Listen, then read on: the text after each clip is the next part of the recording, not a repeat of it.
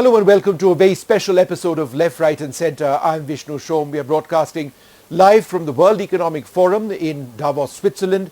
It's a particularly challenging year for the World Economic Forum. There are wars taking place around the world. That is a key topic of discussion.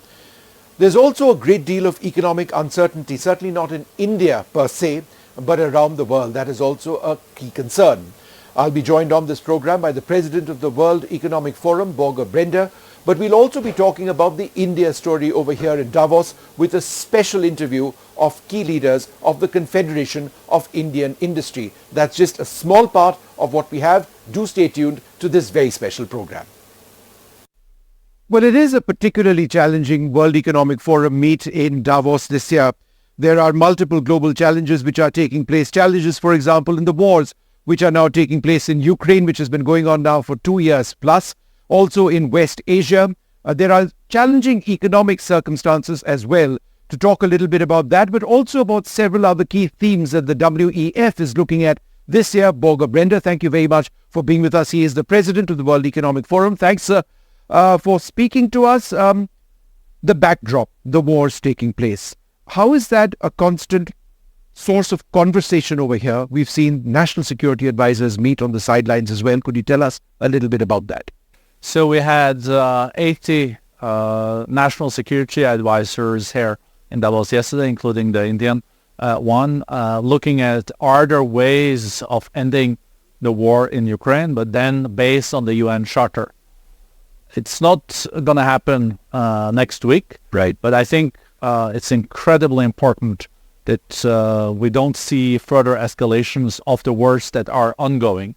Ukraine, Gaza, and now we have a very difficult situation also in the Red Sea, as you know, with the Houthis' attack on all the ships that is passing through one of the most important shipping routes in the world, also bringing oil and goods to India. Yes, absolutely. Could you tell us a little bit about that? One of the things that the WEF has done is you keep coming up with your own economic outlook. If the Red Sea becomes even more tense, if international trade flows continue to suffer, what sort of macroeconomic scenario are we looking at? That would, of course, have a negative impact even on the forecast we made for this year. We think that the global economy will grow with 2.9% this year. This is the third year we have to reduce the forecast. We're more optimistic on 2025. But our all worry is that any of these geopolitical conflicts can escalate and spread. And if we see major wars, we see trading routes being interrupted, if we see the oil price going dramatically up, that will also have very negative impact on economic growth. And even a very strong growing economy as India, where we do think is going to grow with even more than 7% this year, if the oil prices spike and go up, of course, that's not good news. That's why we have to handle all these conflicts and also make sure that we revive global growth back to the level it used to be. You know, this 2.9% figure, we'll talk about India in a moment, but it is a cause of major concern because, you know, we are out of the pandemic now, but the economic consequences of the pandemic remain. What are some of the key concerns economically that you see which are preventing a larger scale economic growth? So far, it has been the sluggish growth in trade. So trade used to grow much faster than the global economy. Even when the global economy was growing around 3.8, trade was growing faster. Last year, we had 3% global growth and 0.8% trade growth. This year, we are expecting that trade will pick up, maybe even more than the global growth. Maybe trade 3%, the global growth around 2.9. So that is a positive thing. We also have to say that we were very worried about the recession in the U.S., the largest economy in the world, 25% of the global GDP. But it seems like the U.S. is going into a kind of soft landing that will have very positive implications.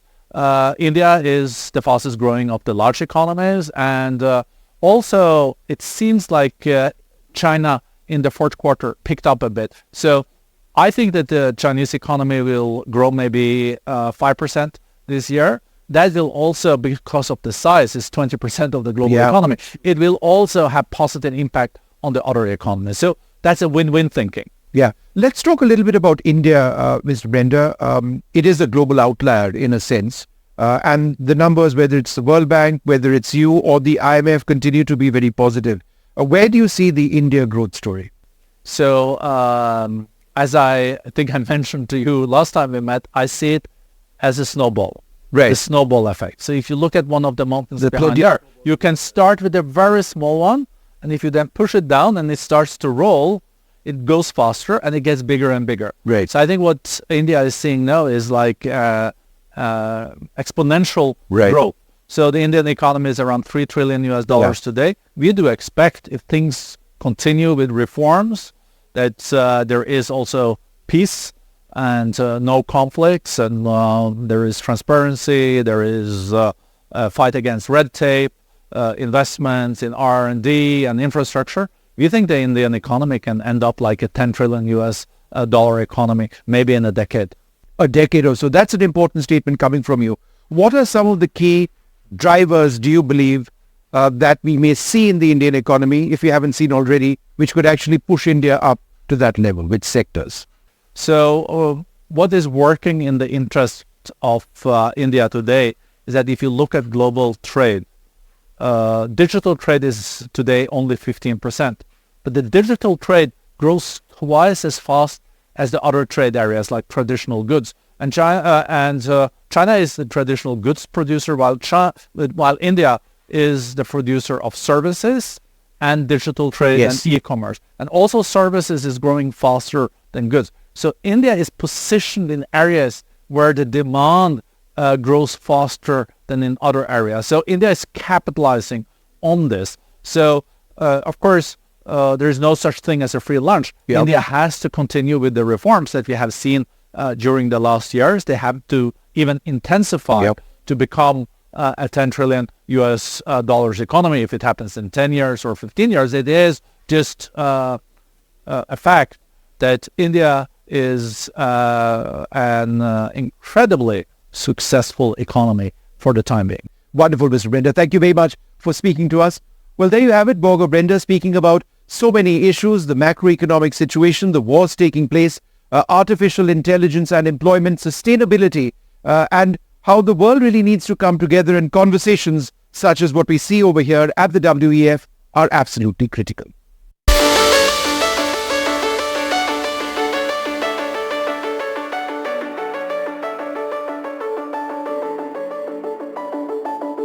The World Economic Forum is an occasion for topics to take place across the board. We're talking about artificial intelligence, the state of the global economy, the wars which are being fought in so many parts of the world. But healthcare is a topic which the WEF has looked at very, very closely. Dr. Shyam Bishan, who joins me now, heads the Center for Health and Healthcare at the World Economic Forum. Thanks very much, sir, for being with us. You know, one of the key themes that you are looking at this time is bad bugs, no drugs, and a world without antibiotics. And that's so critical. Could you share with us a basic understanding of how superbugs represent a huge threat? Absolutely. First of all, thank you for having me on your show, Vishnu. Antimicrobial resistance has become a huge problem. Right now, it's one of the biggest killers for human beings. Close to 1.3 million people die every year from AMR, antimicrobial resistance. We expect that this would be much higher as we move forward. Actually, according to some of the predictions from WHO, World Health Organization, by 2050, if we don't do anything, there will be 10 million deaths every year. So that's a huge number of lives lost because of AMR.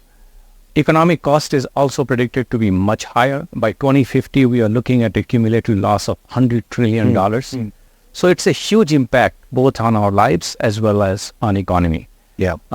World Economic Forum has launched an initiative. Actually, it's a Global Future Council where we are working on some of the development areas for this. You know, we are working with G7, G20 groups of governments. I was just there in Rome last week, meeting with the Italian health minister to discuss this issue.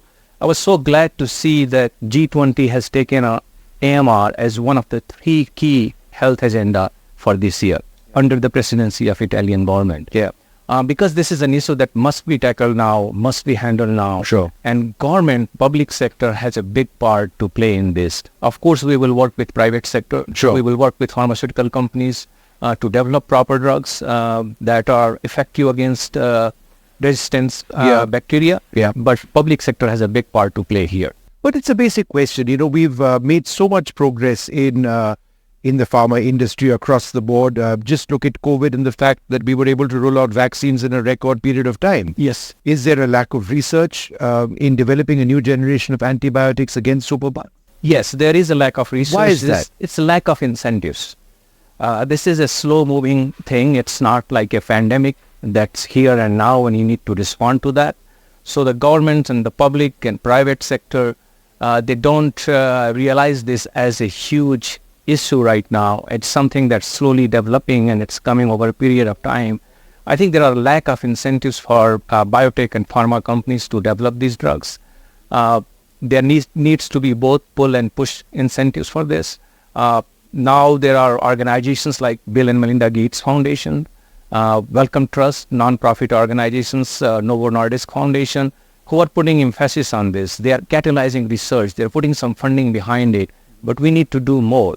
We need to make sure that governments are putting some incentives behind this. We need grants. We need some kind of funding for R&D, but also for pharma companies to recoup their investment, to get a good ROI. They need to make sure that there is a good market out there. Sure. And that's where I think the governments can come in and they can put in some kind of advanced market commitment so that shows an incentive for a pharma company to develop this drug. Yeah. As you know, the drug development is a long process, expensive process. There must be a good return on that investment for pharma companies and biotech companies to get really interested in this. So there is definitely need to do more in that area. Why are these drugs, superbugs, I should say, very frequently hospital-borne? Yes, because you see all kinds of pathogens, viruses, they are existing there for a longer period of time that develop resistance to bacteria, which is really dangerous for people going to the hospital. Obviously, it causes more mortality because you can't treat superbugs. It extends hospital stay. It increases overall health cost. But I think over a period of time, hospitals can act as an incubator for pathogens and for viruses and for microbes to develop long-term resistance. Thank you very much, sir. That is critical indeed. Thanks, Dr. Bishan, very much for speaking to us. A broad-ranging conversation, but the conversation on antibiotics and a new generation of antibiotics, where is the funding going to come from? Where is the science going to come from? What about the role of governments? Absolutely critical as we move to fighting next generation ailments. It is a constant concern.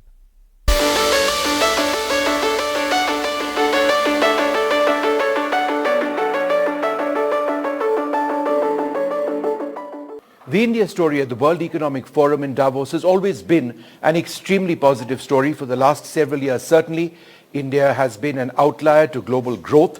The expectations of the Indian economy doing really, really well is something which is certainly a matter of conversation, not only at the World Economic Forum, but also on the sidelines. The India Promenade this time around is a mini India as always. But what are India's expectations of Davos? That's what we're looking at in this very special session with the Confederation of Indian Industry. I'd like to introduce my panelists, Mr. R. Dinesh. Thanks very much for being with us. President CII, Chairperson of TVS Supply Chain Solutions, Rajiv Memani on my left. Vice President of CII and Chair India Region and Chairman Emerging Markets Committee ENY, and Mr. Chandrajit Banerjee, familiar face, Director General of the Confederation of Indian Industry. Let me come to you first, Mr. Dinesh. In as much as there are wonderful themes that the WEF is looking at, whether it's artificial intelligence or sustainable growth, there is a sense that of concern, isn't there? There are wars which are taking place, a potential expansion of this conflict. There's a situation in the Red Sea. Do you believe that this is one of the big themes this time around? I think if you look at it, one of the themes which WEF itself has chosen is rebuilding trust. Right. And I think that reflects on the geopolitical situation, which started maybe with one, and then you had two, and then you have three. So if you look at it from India's context and from Indian industry context, I think these are obviously things which we continue to watch out for because they do have an impact now we are in an integrated global economy. But having said that, I think it also places, I would call it an extra responsibility on India to be that partner who actually lives up to and secures that trust, both from a commercial point of view and both from the way in which both strategically and geopolitically we deal with certain issues. Yeah. So as far as from Indian industry and CII is concerned, I think the core focus is to be able to make sure that we continue to be, I would call it be globally integrated, but at the same time be the preferred partner when it comes to the trust in the relationship. Right. India is an outlier, Mr. Bhimani, to what we are seeing. The WEF is saying that globally 2.9% is all that they're looking at in terms of global growth. Could you share with us the optimism that you sort of sense in the World Economic Forum, people you're talking to, the fact that there is such huge India representation here? Yeah, I mean, it's early to say. We've just started meeting a few people. But in whatever meetings that we've had, and as a preparation to this, for the meetings that have been set up, I think the India story really stands out. One is obviously the numbers and the which is there, but I think there are two or three things that are equally important. The first, I think, is how government has now clearly laid down policy frameworks. Earlier, which were impediments, but policy frameworks for almost each of the sectors. And the strategy is very clear, where India wants to go on AI, on data, on green energy, on sustainability. I think that piece is very clear. So I think the more we can communicate that, and I think as people get a better sense of that, that is very important. The second is the resilience in the economy, whether it's the macroeconomic fundamentals, you look at the tax revenue collections that have happened, you look at the GDP growth. I think consistently every statistic that was laid out for the growth, I think we've outperformed that. So overall, the growth, the future potential, and the policy platform that's being laid out, I think that's been very positive. The resilience part is very positive. And in some areas, especially like green energy and sustainability, the amount of investments that is coming, almost $300 billion plus of investments, a lot of the driven by Indian businesses, Indian public sector companies, but in a way capital coming and some of the technology coming from around the world. So how that story is articulated, and a lot of the Indian seminar sessions, including what CII is doing, a few of them, is about green energy transition, green energy. And the second thing, if you walk around the promenade, it's AI everywhere. The AI house that's got created. So there's a lot of excitement around AI and how government and policymakers react to that. Mr. Banerjee, you've been here for years and years. This has become a mini India, this promenade. Does that really translate into business or investment in India and states? I ask this because, for example, there are 3 states over here, Telangana, Maharashtra, and Tamil Nadu as well. And investment in India, how much does Davos attract investment? Davos, it's in a couple of parts. You see, number one, as what Rajiv and Dinesh were mentioning, we talk about the progress every year as to what we have done from what we were last year. That's one. Second, if you see in the promenade, you talked about India, but you also see some Indian companies featuring very strongly, specific companies, and some of them, you see the number of companies also in the promenade from India are growing. So obviously they are being able to have global connects. The third part is states over here obviously are here to attract more investments and to talk about the next story of India is really in the states of India. And if you really see how the states are reforming, the states are attracting investments, how the states are being able to invest on infrastructure, what type of opportunities the states give for participation of the globe into its story of development, be it in infrastructure and beyond. That itself attracts a lot of investment. And also we see many of the good stories of the states in terms of when we look at a subject like AI or really education, say for instance, how it is also partnered with the globe. And many of it has come from their interface, their deliberations in Davos. So I think the entire India story, if it has got to be seen, it's got to be seen in 3 parts. One is the overall India, which is a phenomenal, magnificent story that we have been able to curate over the last few years to say what the type of progress India has made on many of the sectors just talked about. The second is to how that has percolated down to the states, and the states have really taken it on. And the third, the Indian companies who itself are being able to get connected very strongly. I think these three pieces are moving brilliantly in the promenade. All right, but I'd like to thank you gentlemen very much for joining us today. It is a key conversation on themes which really impact people across the world. The future of green, the future of sustainable development, artificial intelligence, where that's going, and of course the macroeconomic situation with trade and concerns when it comes to security in so many parts of the world.